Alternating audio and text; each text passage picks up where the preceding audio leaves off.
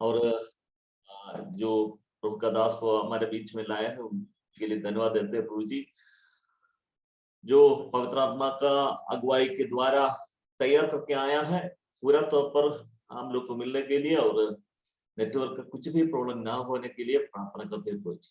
जो ट्रांसलेट करते हैं अंशुमणि के लिए प्रार्थना करते हैं प्रभु जी, जो गाने गाते हैं उन लोग के लिए प्रार्थना करते हैं। प्रभु यीशु मसीह के नाम से सुने कीजिए, आमीन।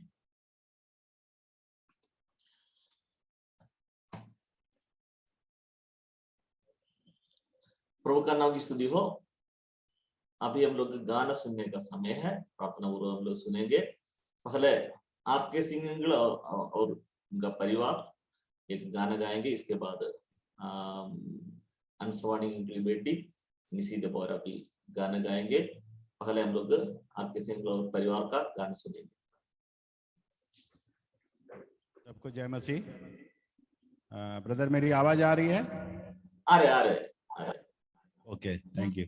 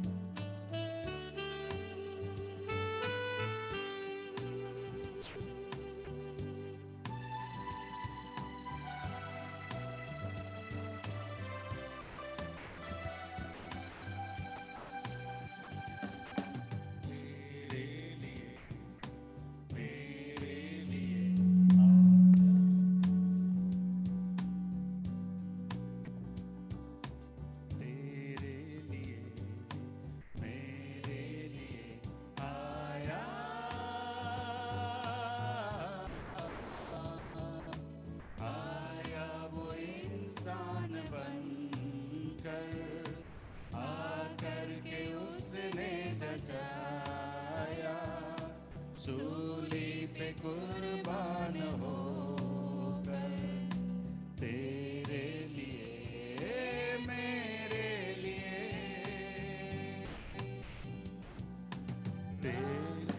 तेरे लिए मेरे लिए आया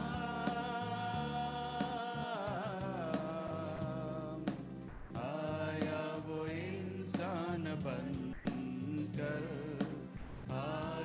के उसने बचाया सूली पे कुर्बान होकर तेरे लिए मेरे लिए राहें अनोखी दिखाने आया वो हमको बचाने। सच्चा बलिदान है क्या उसने ये हमको सिखाया।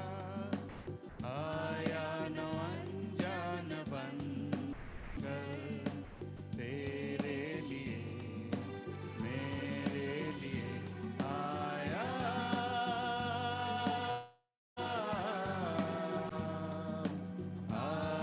वो इंसान बनकर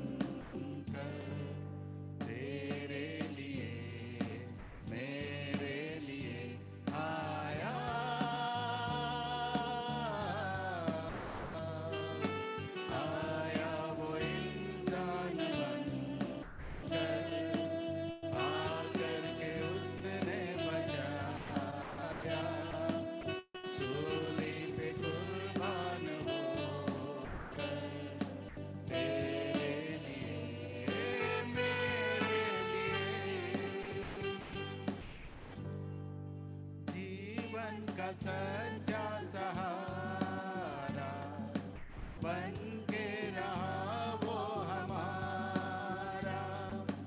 आओ ये आशीष की बातें सारे जग को सुना दे।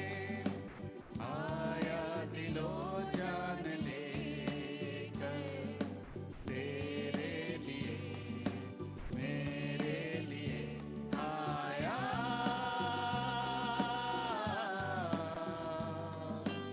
आया वो इंसान बनकर आकर के उसने बचाया।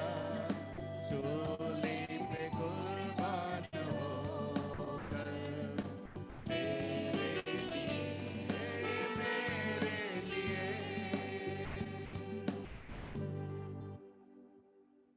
Thank you brother. Thank you uncle for beautiful song और आगे भी प्रभु मदद करे।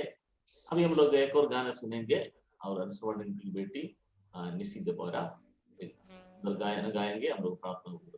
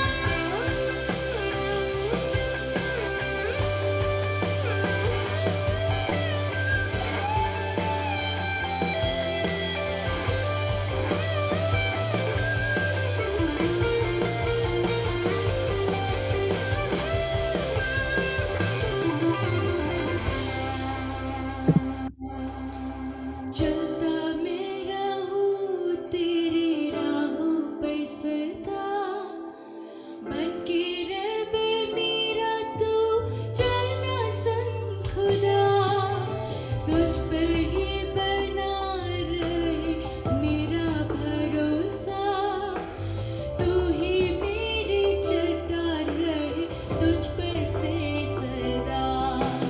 चलता मैं रहूं तेरी राहों पर सदा, बन के रहबर मेरा तू चलना संग खुदा, तुझ पर ही बना रहे मेरा भरोसा, तू मेरी चट्टान रहूं तुझ पर से सदा। आराधना तेरी आराधना, यीशु मेरे तेरी आराधना, आराधना तेरी आराधना, यीशु मेरे तेरी आराधना, आराधना तेरी आराधना, यीशु मेरे तेरी आराधना।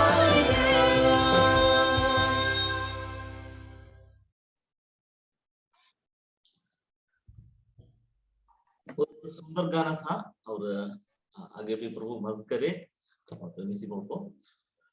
अभी हम लोग प्रार्थना के साथ मिनिस्ट्री की ओर जाएंगे। भाई निरंजन उनसे अनुरोध है, कृपया आगे जो मिनिस्ट्री के लिए प्रार्थना कीजिए। प्रभु का दास थॉमस मत्ताई वचन से संदेश देंगे, अनुश्रमणी एंगल ट्रांसलेट करेंगे। भाई निरंजन। प्रार्थना करेंगे भैया। सर्वशक्तिमान दयालु प्रेम धन्यवाद देते आपका अनुग्रह के लिए, आपका आशीष, आपकी दया के लिए प्रभु जी। हम आपको धन्यवाद देते हैं। अभी तक आपने हमें प्रभु जी दरभंगा से जो प्रत्येक मंगलवार को जो मीटिंग हो रहा है प्रभु जी, उसमें आपने शामिलित किया, इसके लिए हमको धन्यवाद देते हैं। और आपका दास जो प्रभु जी वचन को सेवकाई करेंगे प्रभु जी, पवित्र आत्मा के द्वारा प्रभु आप उन्हें अगुवाई करें और वचन दें प्रभु। और हम सबको भी प्रभु जी प्रार्थना के साथ बैठने के लिए और वचन को सुनने के लिए प्रभु, आप समझने के लिए हमारे मन हृदय को खोल दीजिए प्रभु जी। और जो भाई आप ट्रांसलेशन करेंगे उन्हें भी आपके हाथों में सौंपते हैं, सहायता कर। और जितने भी लोग जुड़े हुए हैं प्रभु जी, सबको अच्छा नेटवर्क दीजिए और बिना किसी रुकावट के प्रभु जी हम सब तेरे वचन को अपने दास के द्वारा सुन सकें। सारी महिमा आपको देते हुए बिनती धन्यवाद शीघ्र आने वाला प्रभु यीशु मसीह के नाम से मांगते हैं, सुनिए स्वीकार कीजिए पिताजी, आमीन। Thank you brother. और अभी हम लोग वचन सुनेंगे और प्रभु का दास थॉमस मत्ताई चैन में वो जोई चैन बुलाता है और केरला में पतंजलि जिला में आनिकाड़ करके जगहों में रहते हुए उनकी सेवाएं करते हैं। और हम लोग बहुत साल का जान पहचान है और हम लोग एड़तवा करके जगहों में कुछ समय उनके साथ सेवाएं करने मुझको भी मौका मिला था जब केरला में था। और प्रभु आगे जो मिनिस्ट्री के लिए मदद करे। अभी हम लोग उनसे सुनेंगे अनुश्रमणी एंगल ट्रांसलेट करने। Over to Joey Chen and अनुश्रमणी angle.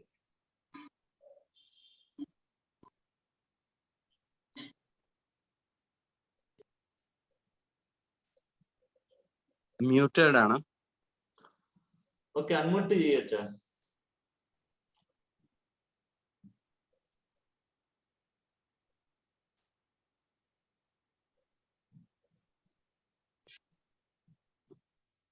Now, can you hear? Yes, yes, It's okay. yes. വരുന്നില്ല. Okay. So, let us...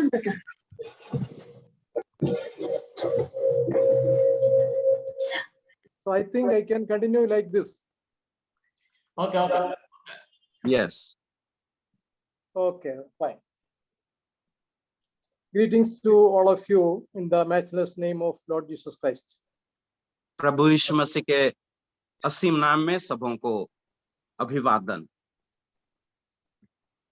I think Jennings is not translating. Somebody is No, I am translating. doing the translation. Oh, I'm okay. Sarna Pandey. Okay. See, I am sitting in Kerala state, मैं तो केरला राज्य में बैठा हुआ हूँ, but I can see all of you with my spiritual inner eyes. लेकिन मेरे आत्मिक आंखों से सबों को मैं देख सकता हूँ. I remember that I came there in the year of 2013, November 1st. मेरा याद हो रहा है 2013 नवंबर 1 को मैं आपके वहां आया था. And in Motipur, there was a convention for 3 days. और मोतीपुर में 3 दिन का महासभा थी And I was one of the preacher there. और उसमें वक्ताओं में से एक था मैं.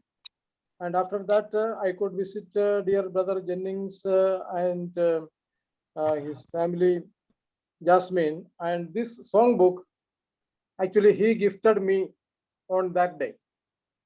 और उसके बाद मैं भाई जेनिंग्स और परिवार सिस्टर जैस्मिन से मिलने गया था और उस समय ये पुस्तक उन्होंने मेरे हाथ में दिया था.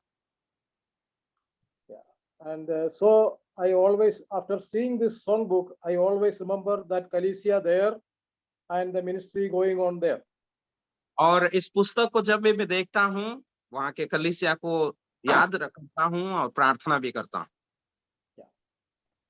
So as per the request and desire of dear brother Jennings, I took this opportunity to share the word of God with you today.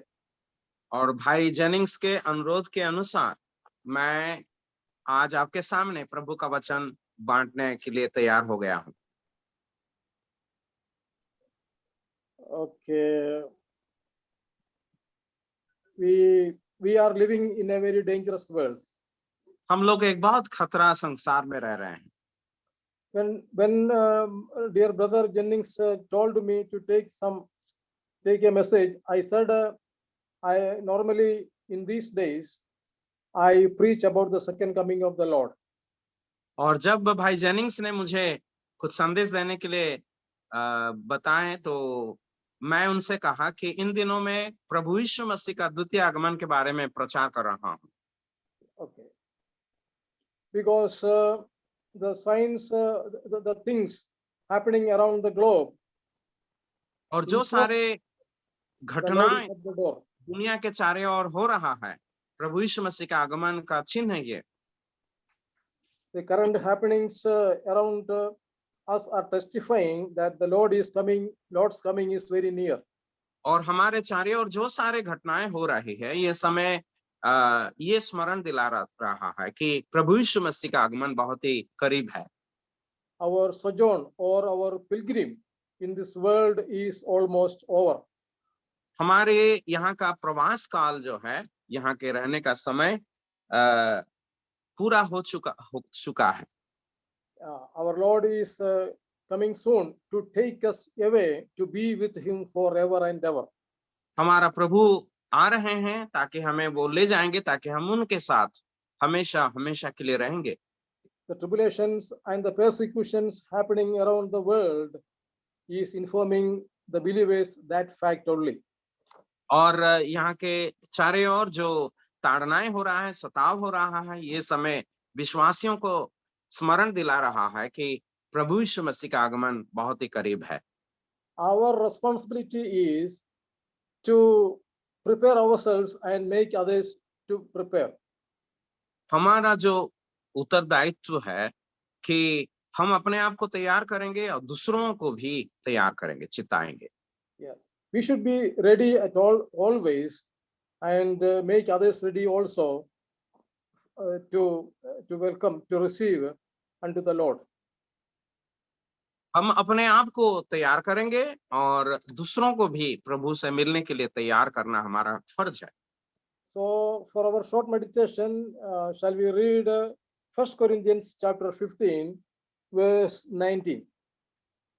आइए हमारे छोटे से मनन के लिए पहला कुरिन्थी 15 अध्याय के 19वें आयत को हम पढ़ेंगे. It is written, if in this life only we have hope in Christ, we are of all men most miserable. पहला कुरिन्थी 15 अध्याय का 19 आयत को हम 19. पढ़ेंगे। यदि हम केवल इसी जीवन में मसीह से आशा रखते हैं तो हम सब मनुष्यों से अधिक भागे हैं। सब मनुष्यों से अधिक, we are of all men most miserable and wicked. हम सब मनुष्यों से अधिक भागे हैं। Christianity is mainly founded in two things. मसीहियत दो चीजों के ऊपर आधारित है। The first one is the resurrection of the Lord Jesus, and the second one is the second coming. पहला प्रभु यीशु मसीह का पुनरुत्थान पर आधारित है, दूसरा प्रभु यीशु मसीह का द्वितीय आगमन के ऊपर आधारित है। The first one is already accomplished in this world, और पहला विषय जो है इस संसार में वो पूरा हो चुका है, the next one is going to happen very soon. और दूसरा घटना जो बहुत जल्द होने वाला है। When we study the word of God, जब हम परमेश्वर का वचन का अध्ययन करते हैं, the Old Testament prophets were prophesied about the first coming of the Lord. पुराने नियम के जो भविष्यद्वक्तागण प्रभु यीशु मसीह का आगमन के बारे में भविष्यवाणी की। Before his birth in Bethlehem, many prophets prophesied about his first coming or incarnation in this world. प्रभु यीशु मसीह का जन्म बथलेहम में होने के पहले बहुत सारे भविष्यद्वक्तागण प्रभु यीशु मसीह का देह धारण के बारे में, उनका पहला आगमन के बारे में भविष्यवाणी किया। Because it is prophesied and written in the word of God, the incarnation of the Lord happened as per the writings of the Bible. और यहाँ पर जो भविष्यवाणी दी गई है, ये सारे भविष्यवाणी के अनुसार सारे घटना हो रहा है। And what was the purpose of his first coming or incarnation of the Lord? प्रभु यीशु मसीह का देह धारण या प्रभु यीशु मसीह का पहला आगमन का कारण क्या था? The main thing is four things I wanted to tell you. और चार बातें मैं यहाँ पर कहना चाहता हूँ। And he manifested the Almighty God Father. वो पिता सर्वशक्तिमान पिता परमेश्वर को प्रकाशन करने के लिए, प्रकट करने के लिए That is what we read in John 1:18. वो हम यूहन्ना 1:18 में पढ़ते हैं। The Lord Jesus manifested the Father, God the Father. प्रभु यीशु मसीह पिता परमेश्वर को प्रकट किया। Then the second one, if we can study that he destroyed the works of Satan. दूसरा, वो शैतान का काम को नाश किया। 1 John 3:8 we read that. पहला यूहन्ना का 3:8 पद में हम पढ़ते हैं। The third one is the fear of death is destroyed or gone. और तीसरा, मृत्यु का भय दूर हुआ। Hebrews 2:14 and 15 we read that. इब्रानी 2:14 और 15 में हम इस बात को पढ़ते हैं। And he has manifested because to remove the sins of the mankind. मनुष्य जाति का पाप को दूर करने के लिए वो प्रकट हुआ। There are many that we read in 1 John 3:5. हम उस बात पहला यूहन्ना 3:5 में पढ़ते हैं। There are many purposes we can find out from the Bible. और बहुत सारे भविष्यवाणियां हैं जो उल्लेख हैं प्रभु के There are वचन में। many lessons and proofs we can find out from the word of God. और ये सारे उल्लेख को हम देख करके, प्रमाण को देख करके हम जानते हैं कि प्रभु यीशु मसीह का आगमन कैसे, किस लिए था। So this was the main purpose of his incarnation, of his first coming. तो प्रभु यीशु मसीह का आगमन का पहला आगमन का 4 कारण ये था, यह उद्देश्य था। And in the word of God, it is written that he will come again.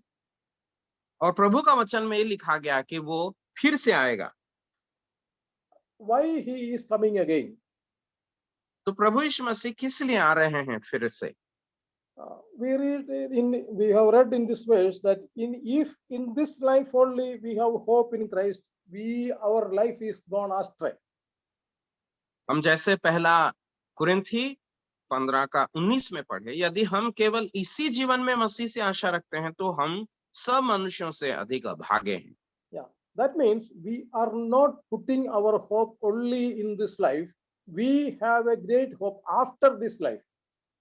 हमारे जीवन में इसी जीवन के लिए ही आशा को हम नहीं रखते हैं, लेकिन हमारी एक आशा इस जीवन के पश्चात भी है। That is the peculiarity of the believers in this world. और वो है इस संसार में जो विश्वासी लोग हैं उनका विशेषता। We have a great hope after this world, after our death. हमारे मृत्यु के पश्चात भी, संसार के बाद भी हमारा एक उम्मीद है, एक आशा है। And for that, all the credentials or the proof, St. Paul is explaining in 1 Corinthians chapter 15. और उसका सारे प्रमाण पहला कुरिन्थी 15 अध्याय में पौलुस वर्णन करते हैं। So we are living in this world, हम इस संसार में रहते हैं, but we have a great hope after this world. लेकिन इस संसार से दूर होने के बाद या चले जाने के बाद भी हमारी एक आशा है। Till that, our Lord need a body of his body to manifest his nature.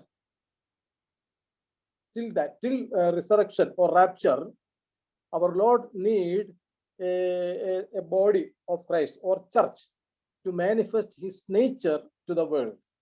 Okay, तो जब तक प्रभु यीशु मसीह का आगमन ना हो या दूसरा आगमन, तब तक प्रभु यीशु मसीह को एक देह का जरूरत है इस संसार में, ताकि वो अपने आप को उस देह के द्वारा प्रकट करेंगे। I will tell you an example. If somebody come close to me and live together with me, he can understand my behavior or nature. अब मैं एक उदाहरण देना चाहता हूं। अगर कोई व्यक्ति मेरे पास आता है, मेरे साथ रहता है, तब ही उनको पता चलेगा कि मैं किस प्रकार का बर्ताव करता हूं या व्यवहार करता हूं। Or if somebody make my statue or make my photo and contacting with the photo or nature that statue, others cannot understand my behavior or nature. अगर कोई व्यक्ति मेरा मूर्ति को खड़ा करता है और उस मूर्ति को देखकर मेरा स्वभाव को या मेरा व्यवहार को वो समझ नहीं पाएगा। Lord Jesus Christ has made a statue that is called the Church of God, so that the world can understand the nature. लेकिन that means, understand ना? Yeah. प्रभु यीशु मसीह इस धरती पर अपना एक देह को तैयार किया है, जिसे हम कलीसिया कहते हैं, ताकि दुनिया उसके द्वारा परमेश्वर या प्रभु यीशु मसीह का स्वभाव को जाने। Many people are making the statue of Jesus. बहुत लोग प्रभु यीशु मसीह का मूर्ति को तैयार करते हैं। And out of that statue, the world cannot understand the behavior or purpose of our Lord. और उस मूर्ति के माध्यम से संसार प्रभु यीशु मसीह का व्यक्तित्व या प्रभु यीशु मसीह का स्वभाव समझ नहीं पाएगा। And that is why he has made the body of Christ, the Church of God.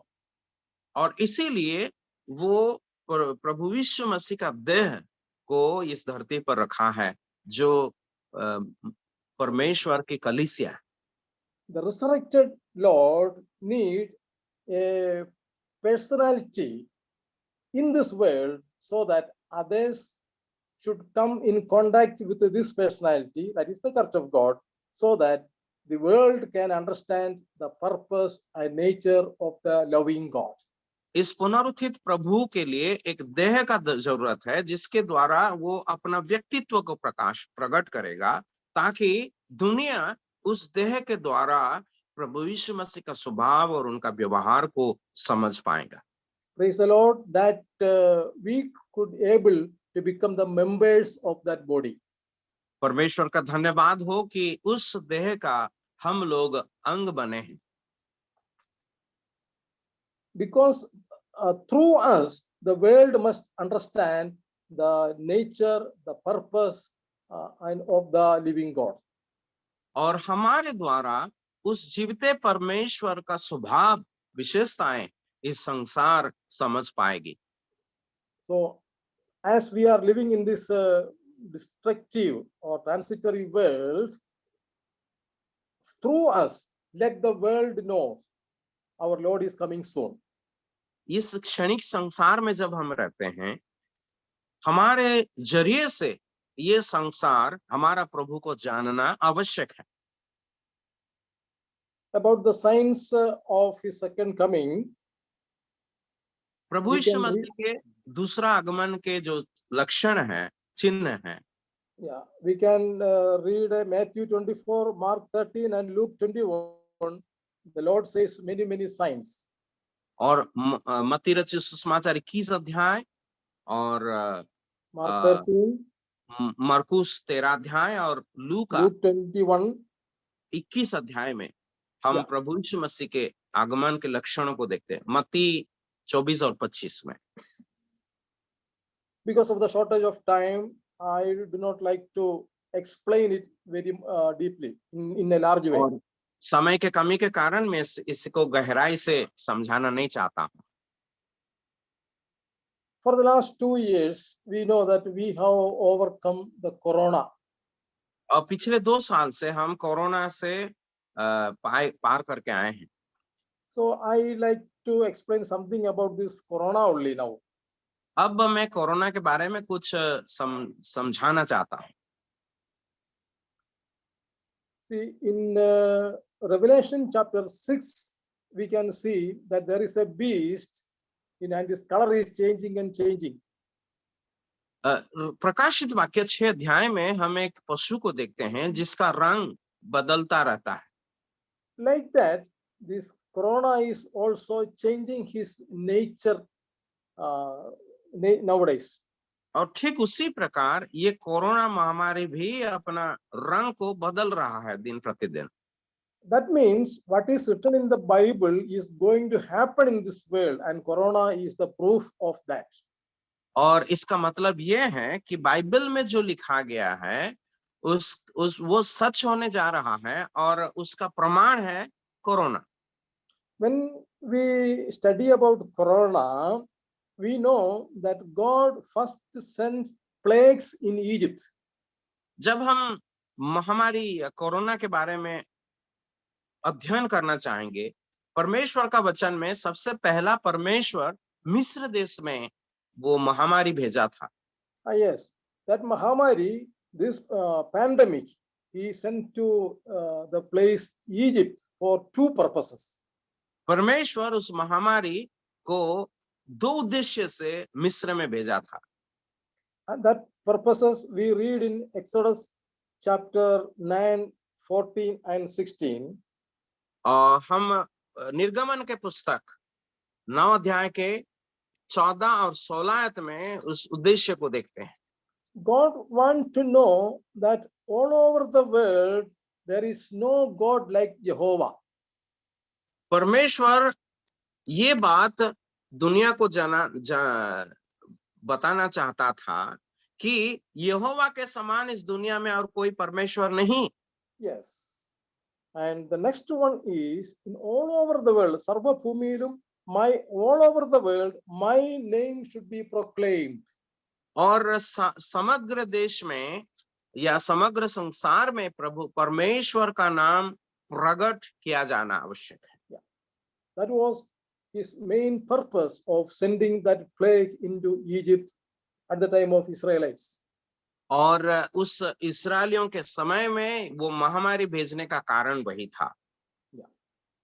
At that time, when plagues spread in Egypt, the magicians of Pharaoh said like this.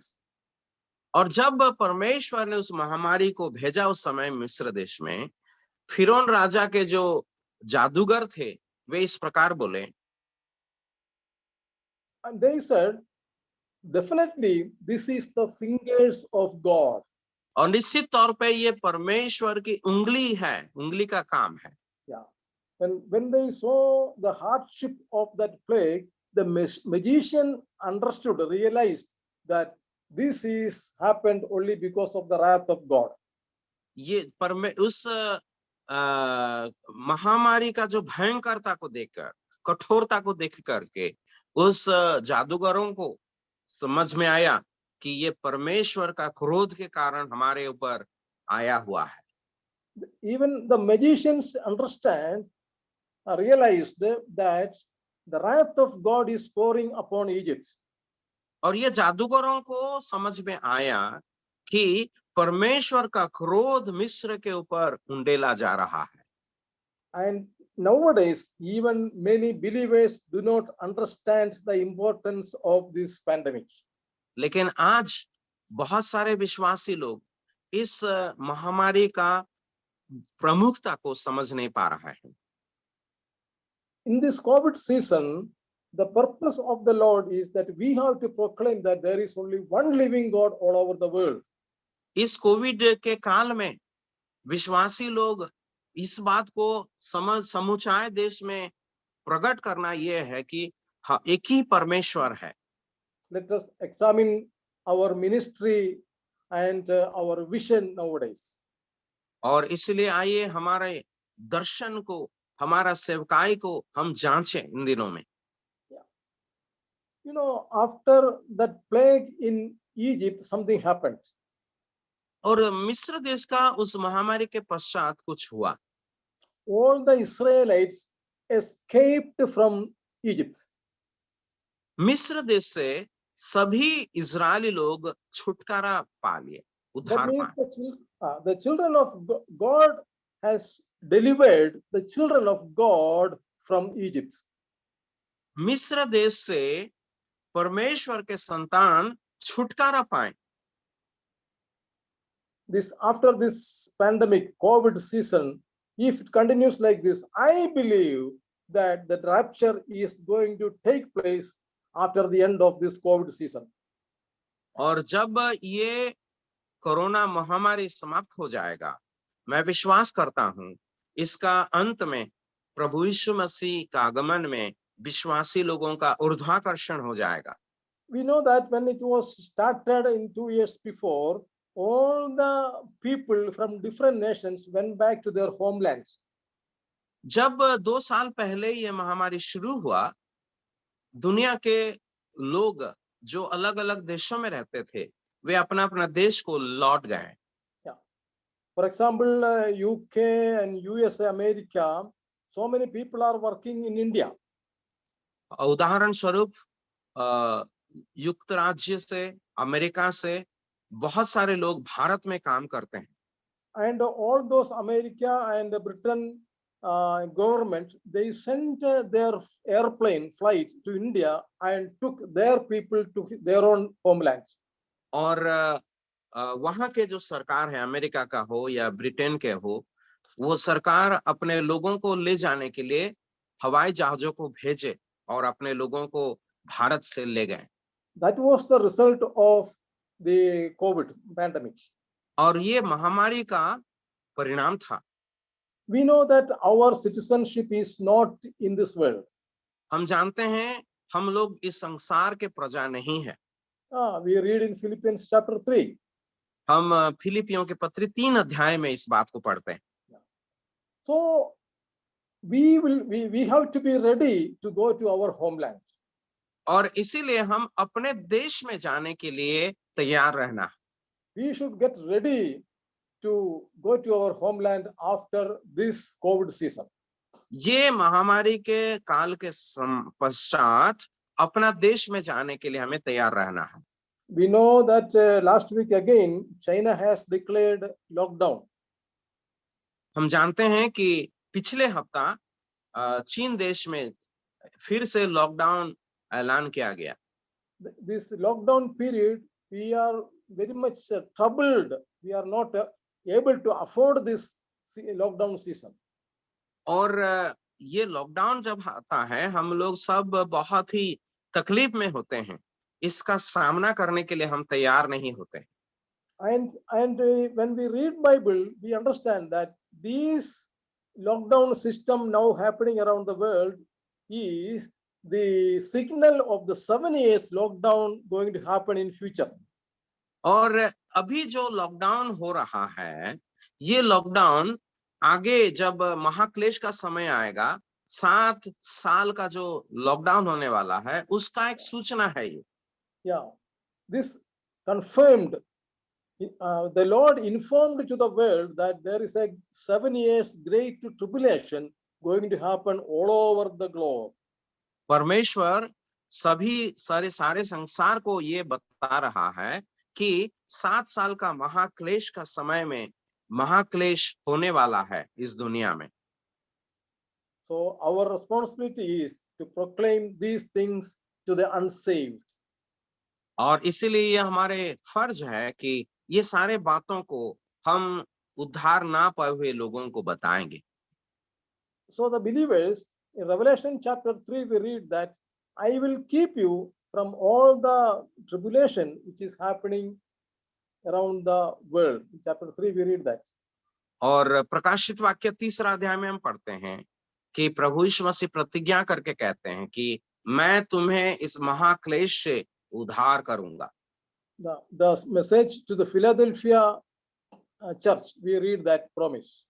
और 3 अध्याय में फिलाडेल्फिया कलीसिया के प्रति जो पत्र लिखा गया है और उसी में इस बात लिखा गया है, I will keep you safe from all the मैं तुम्हें problems सुरक्षित रखूंगा। of the world. I will keep you safe. Yes, मैं तुम्हें सुरक्षित रखूंगा। that is our great hope. और वो है हमारी बड़ी आशा। And our responsibility nowadays is to be like Noah. और हमारा उद्देश्य अभी जो है नूह के समान हमें बनना है। That in Luke's Gospel chapter 17, 26 and 28 we read like that. लू का रचित सुसमाचार 17 अध्याय के 25 और 26 में इस बात को हम पढ़ते हैं। The days of Son of Man will be like the days of Noah. Luke 17, 26, 28. 26 और 28 में हम पढ़ते हैं, मनुष्य के 26. And it was in the day 26. And it was in the days of Noah, so shall be also in the days of the Son of Man. They did eat, जैसा नूह के दिनों में हुआ था वैसा ही मनुष्य के पुत्र के दिनों में भी होगा। so our responsibility is to preach like Noah these days. और हमारा उत्तरदायित्व नूह के समान हमें प्रचार करना है इन दिनों में। In Noah's ark there was 8 people. नूह के जहाज में 8 जन थे। And we know their relation, their names and numbers, everything we know clearly. Pardon brother, repeat please. Noah and his wife, 3 boys and their wives, 8 people. ये 8 जन वो है नूह और उनके पत्नी और उनके 3 बेटे और उनके पत्नियां।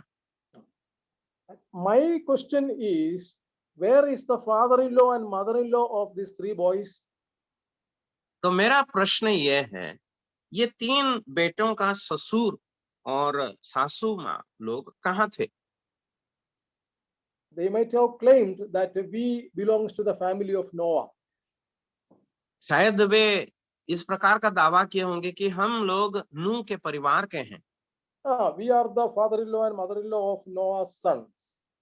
हम लोग नूह के बेटे के बेटों के सासू और ससुर हैं।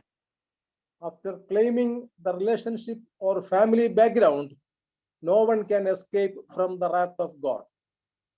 तो एक परिवार का जो संबंध को जताकर कोई भी परमेश्वर का क्रोध से बच नहीं सकता।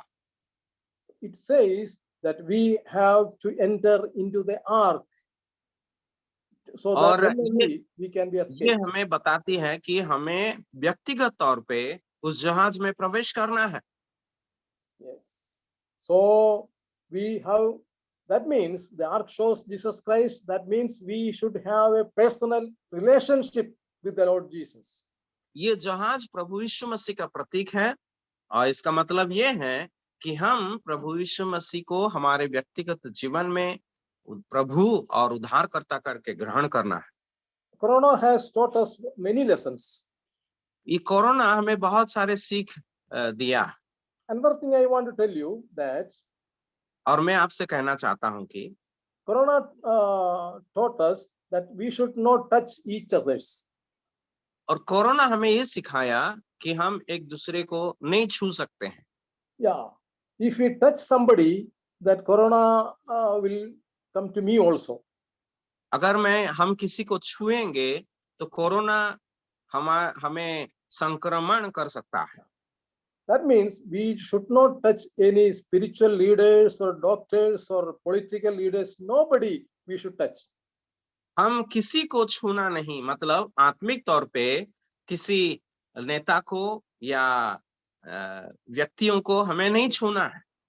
Whatever may be his post and high level, we should not touch them.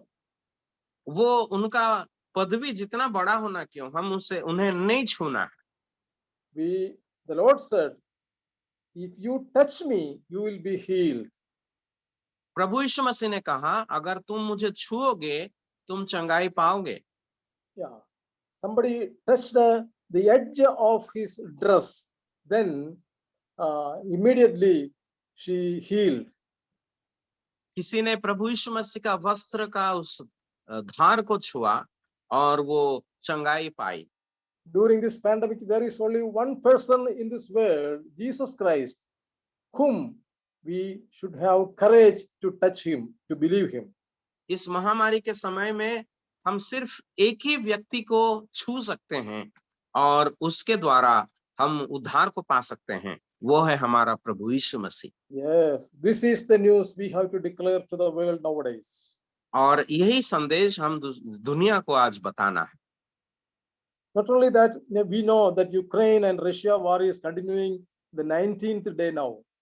उतना ही नहीं, अब यूक्रेन और रशिया के बीच में लड़ाई युद्ध चल रहा है। आज 19वां दिन बीत चुका है। Yeah, the world has become stand still. That means without any breath or life.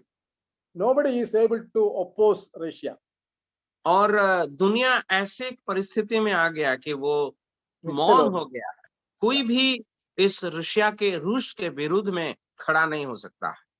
That means Russia has some kind of confidence in it that he can attack anybody in this world. और इसके द्वारा Russia को ये भी निश्चयता मिल गया कि वो अब दुनिया का किसी को भी हमला कर सकता है। The Bible says in the last time, Russia and all his allies will come towards Israel. और बाइबल हमें बताती है कि जब अंतिम समय आएगा, रशिया के साथ उनके जितने भी सहयोगी देश हैं, वे सब मिलकर इजराइल के खिलाफ खड़े होंगे। Why they are coming to Israel? इस्राएल की ओर क्यों आएंगे वे? Because we know that there is a Dead Sea. क्योंकि वहां पर एक मृत सागर है। Yeah, that Sodom Gomorrah has become the Dead Sea. और जहां पर सदोम और हमोरा था, वो मृत सागर हो गया, लवण सागर हो गया। Yeah, 11. We know the story of Lot and his family. हम जानते हैं लूत और उनका परिवार का कहानी। That time, brimstone and sulfur came down from heaven and Sodom, Gomorrah was destroyed, and that became a Dead Sea now.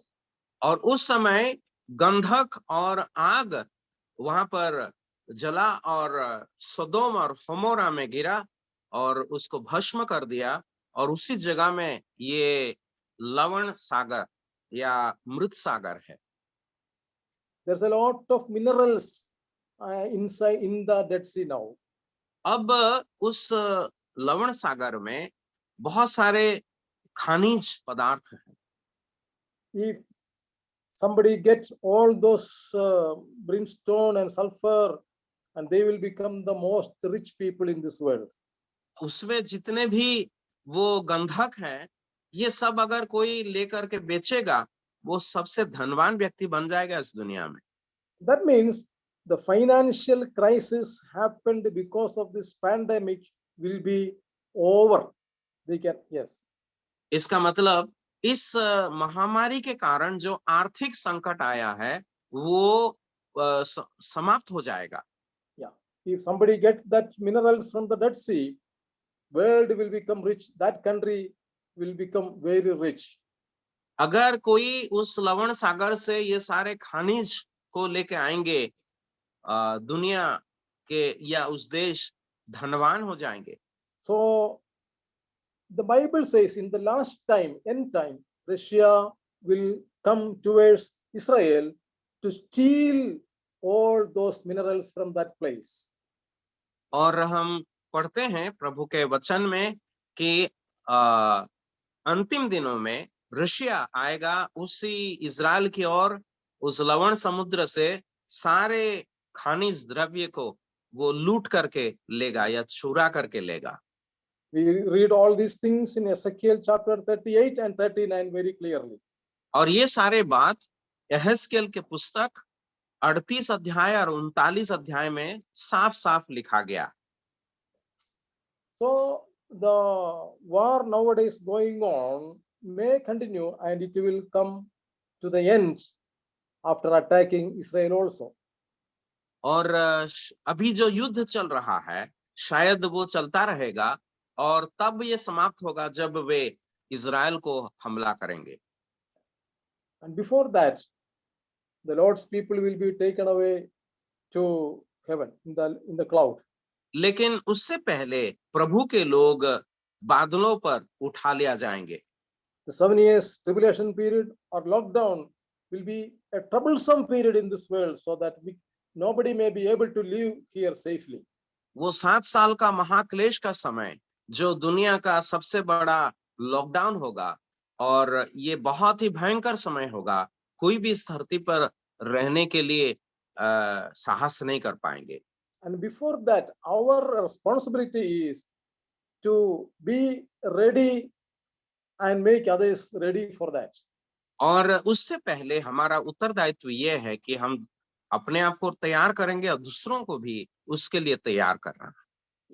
We should be holy. We should lead a holy life, so that the Lord Jesus Christ may come very soon.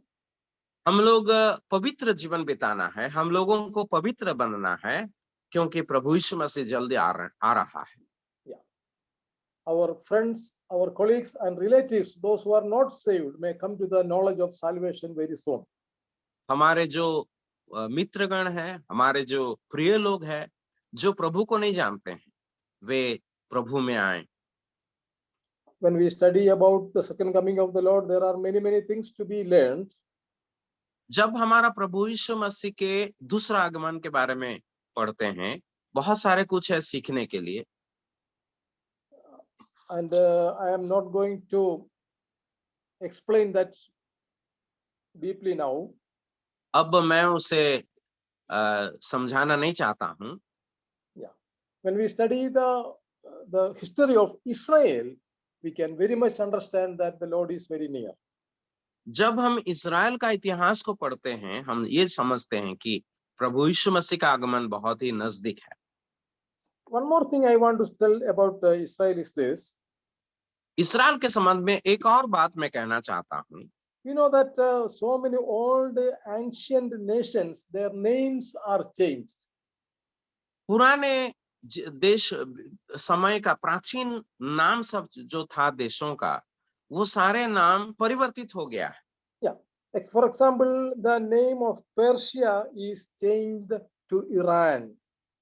जैसे पारसी या पारस्य का जो नाम था वो अभी Iran में परिवर्तित हुआ। Likewise, Mesopotamia is changed to Iraq. और मेसोपोटामिया को इराक कहते हैं आज। Like Burma is changed to Myanmar. और बर्मा को म्यांमार कहा जाता है। Like Ceylon is changed to Sri Lanka.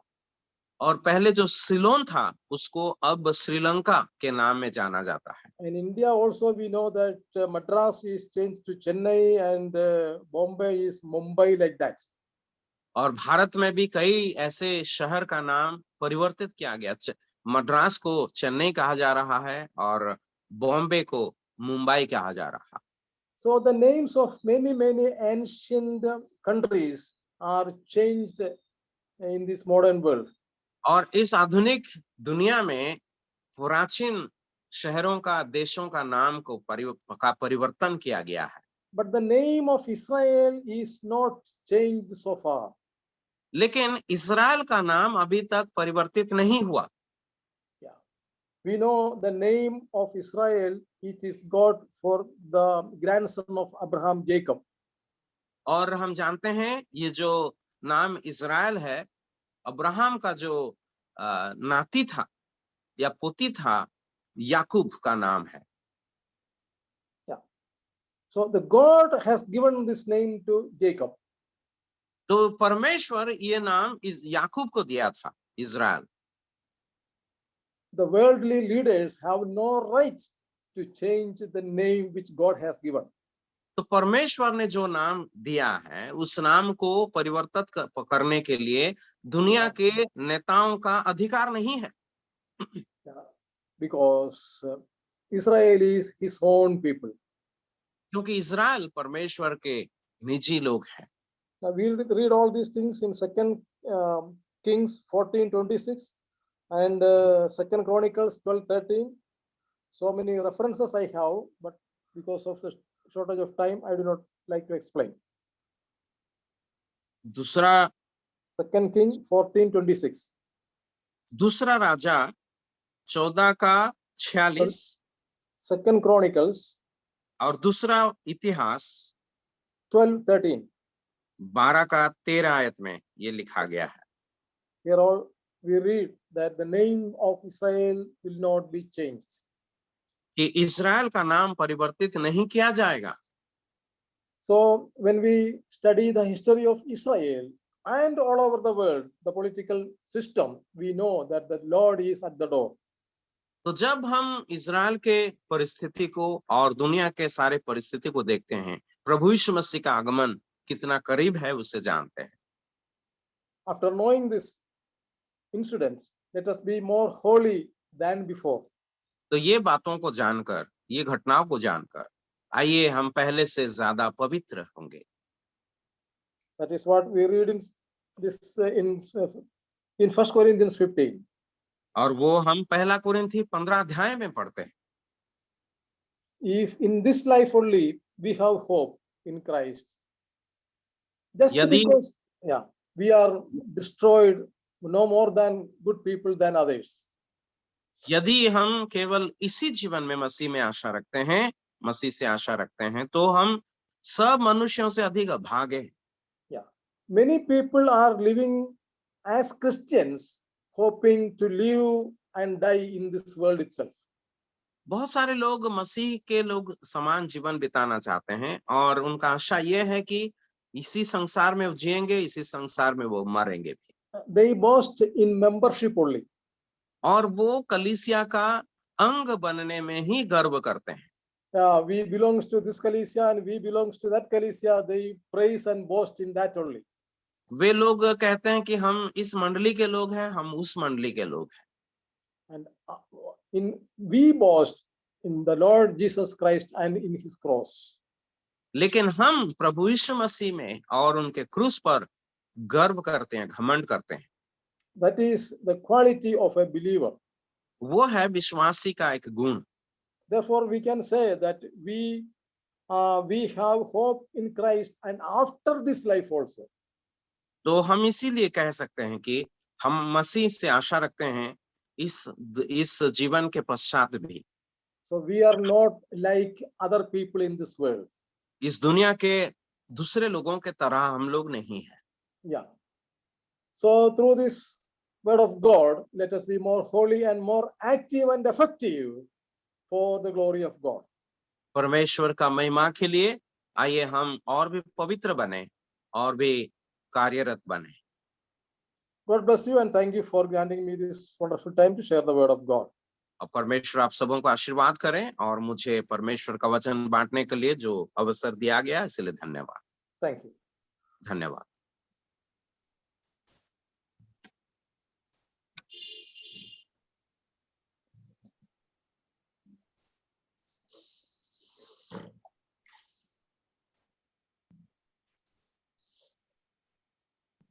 प्रभु का नाम की स्तुति हो। और हम लोग बहुत अच्छा एक मैसेज है, केवल अच्छा नहीं और अपने आप को तैयार करने का एक महत्वपूर्ण बाइबल क्लास को सुनने के लिए परमेश्वर ने मदद किया। और स्पेशली आई थैंक डुइचैन फॉर एंगेजिंग मैसेज और अंशवाणी को भी हृदय भरा धन्यवाद देते हैं। अभी हम लोग प्रार्थना के साथ मीटिंग को खत्म करेंगे। इसके बाद कुछ शक वगैरह होगा तो दास से पूछ सकता है, उनको हिंदी भी समझ में आएगा ऐसा मुझे लगता है। और अभी हम लोग प्रार्थना के साथ मीटिंग को खत्म करेंगे। भाई दिलीप पंडित से अनुरोध है, कृपया प्रार्थना कीजिए। भाई दिलीप पंडित।